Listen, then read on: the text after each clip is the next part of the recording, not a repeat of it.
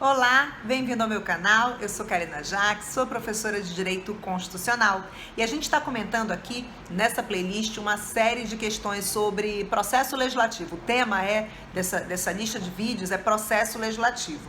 E nós estamos no 21º exame de ordem para comentar a questão número 2. Esse vídeo vai ser dedicado à questão número 2 do 21º exame de ordem, segunda fase da OAB, é óbvio, e Direito Constitucional é a nossa disciplina. Vamos ao comando da questão que diz o seguinte: o governador de um estado membro da federação vem externando sua indignação à mídia em relação ao conteúdo da Lei Estadual 1234/2015. Este diploma normativo que está em vigor e resultou do projeto de lei de iniciativa de determinado deputado estadual, criou uma Secretaria de Estado especializada no combate à desigualdade racial. Peraí, a Secretaria de Estado o projeto de lei foi de iniciativa de deputado estadual? Está errado, tá? Porque quem propõe a iniciativa de lei, né, que cria órgãos da administração pública, órgãos do Poder Executivo, aqui é o chefe do Poder Executivo e não o deputado. Então, o governador, nesse caso aí, ele pode questionar. Vamos lá. Diante de tal quadro, o governador resolveu ajuizar perante o Supremo Tribunal Federal uma arguição de descumprimento de preceito fundamental. Usou a ação errada, né? Impugnando a Lei Estadual 1234 de 2015. Vamos lá. Com base no fragmento acima, responda justificadamente aos itens a seguir. A Lei Estadual 1234 apresenta algum vício de inconstitucionalidade? Sim. Ela cria órgão. Primeiro, a regra sobre o processo legislativo na Constituição, ela está prevista no artigo 47, que fala da regra geral de quórum de instalação e quórum de aprovação. Depois ela começa no artigo 59 até o artigo 69, tá? É uma sequência de artigos que falam sobre o processo legislativo. O artigo 59, isso. Lista as espécies normativas do processo legislativo, emenda, lei complementar, lei ordinária, lei delegada, medida provisória, decreto legislativo e resolução. E do 60 em diante vai falar de cada uma dessas espécies normativas, que são diferentes, sim.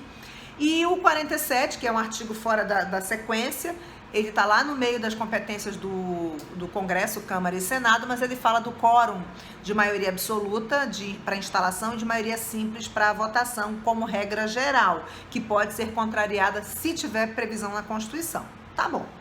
E lá no artigo 61 da Constituição, a gente tem as matérias que são de competência privativa, de iniciativa privativa do presidente da República, tá?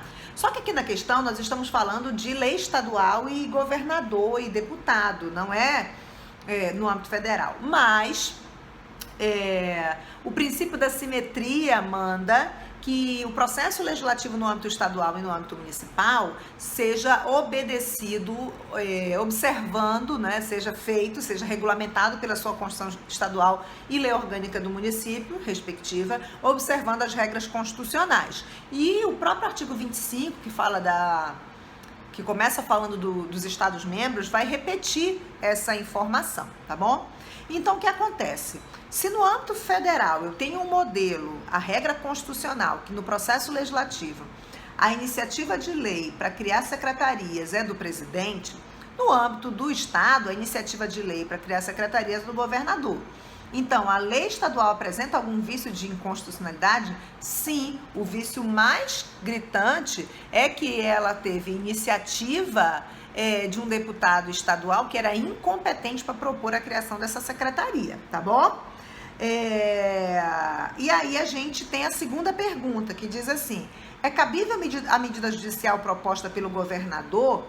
O governador, ele poderia, contra essa lei estadual, ajuizar uma ação direta de inconstitucionalidade perante o Supremo. O governador é legitimado, ativo, previsto no artigo 103, e a ADI é contra a lei ou ato normativo federal ou estadual.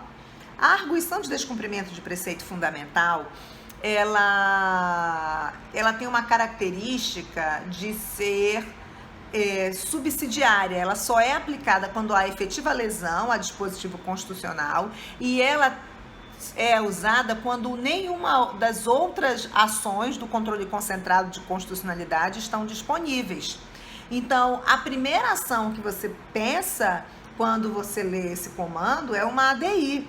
Então, se cabe ADI, não vai sobrar para a DPF, porque ela tem uma natureza subsidiária. Então, é cabível tal medida? Não, ela não é cabível, porque ela só é usada como último recurso de forma subsidiária, tá bom? Então, vamos agora às respostas da FGV. As respostas da FGV. Vamos lá. Na Lei estadual, a Lei Estadual 123 apresenta algum vício de inconstitucionalidade? Resposta da FGV. A referida lei estadual apresenta vício inconstitucional formal, já que somente lei de iniciativa privativa do chefe do Poder Executivo pode criar órgão de apoio a essa estrutura do poder. É o que dispõe o artigo 61, parágrafo 1º, inciso 2 da Constituição, aplicado por simetria aos Estados. Não falei da simetria constitucional? Tal qual determina o artigo 25 caput. Na B, é cabível medida judicial proposta pelo governador? A resposta é não. Cabe à DPF? Não, não cabe. Por quê, né? A resposta deve ser no sentido de negar o cabimento da DPF diante da ausência das condições especiais para a propositura daquela ação constitucional, ou seja, observância do princípio da subsidiariedade, que eu comentei com você, previsto no artigo 4º, parágrafo 1º da Lei 9882 de 99. A jurisprudência do Supremo é firme no sentido de que o princípio da subsidiariedade rege a instauração do processo objetivo da DPF, condicionando o ajuizamento dessa ação de índole constitucional à ausência de qualquer outro meio processual apto a sanar de modo eficaz a situação de lesividade indicada pelo autor. Igualzinho a nossa argumentação, tá bom? Só que a FGV aqui citou a Lei 9882, que é a lei que disciplina a DPF, tá bom?